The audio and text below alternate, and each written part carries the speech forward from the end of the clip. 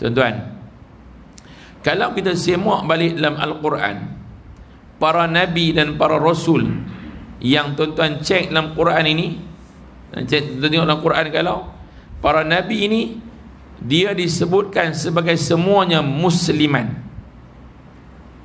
disebutkan semuanya dengan perkataan musliman.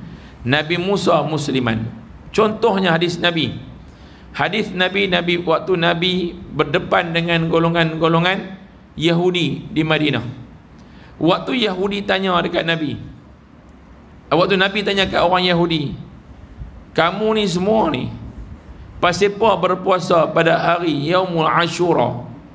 Pasal apa puasa pada hari Ashura? Jawapan golongan ini pada dia berkata apa? Inna nahnu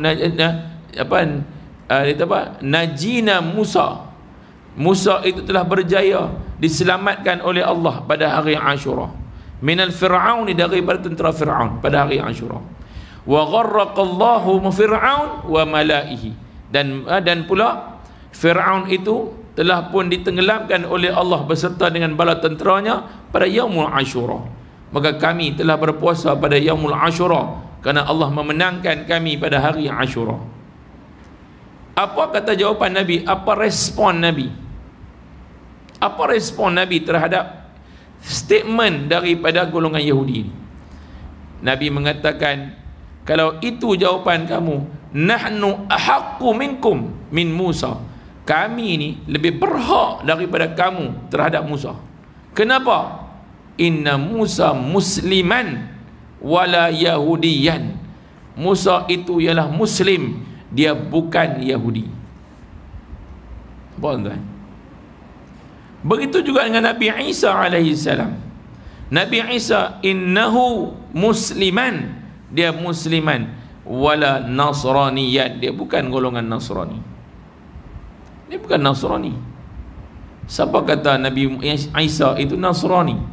Nabi Isa musliman, dia seorang muslim.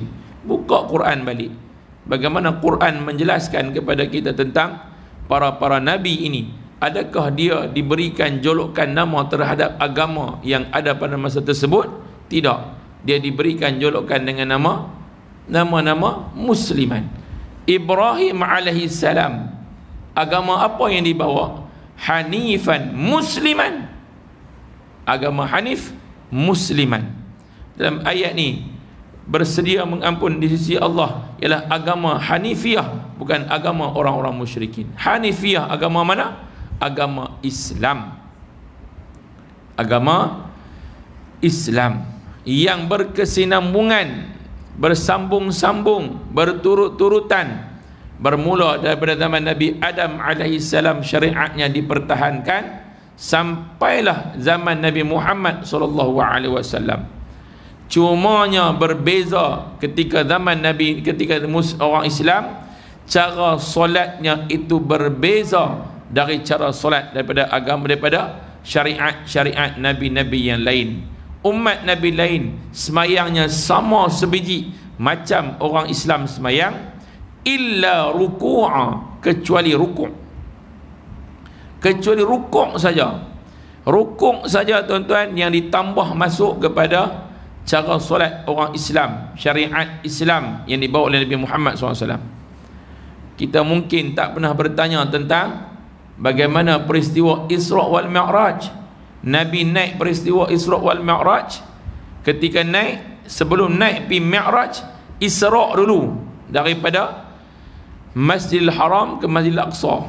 Sampai Masjidil Aqsa, Nabi kita Muhammad SAW mengimamkan solat kepada para nabi-nabi. Betul? Ini fakta, ini bukan auta.